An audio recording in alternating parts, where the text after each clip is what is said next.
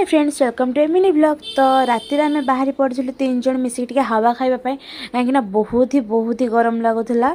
तो आमर ये चलती एंजॉय हावा खाई खाई आदन टिके खाली वर्षा होता जेहेतु पाग भी टे ठंडा थिला। तो ये आम एंजॉय कर जाऊ आम भाईर देख तार रंग जेहेतु से एकादशी था अनन्या से आम घरे फर्स्ट टाइम रोते किंतु किसी खाइबार ही नाला।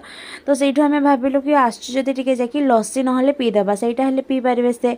तो ये जो आम फेमस बारिपदार दास लस्सी तो आम ये आसी पहुँची से रात 10टा पार गला लोक भी पूरा कमी गले आम वेट करूँ भाई तार पीबार लगी कोल्ड ड्रिंक्स आमर ये आसी फाइनाली स्पेशल आइसक्रीम राबड़ी लस्सी। तो आम से खाऊलु पीऊलु कौन करूँ कह कि मैंने भाई एत जल्दी जल्दी करूला कहीं लेट होता देख स्पेशल गेस्ट सी भी नाइटी पिंधिकी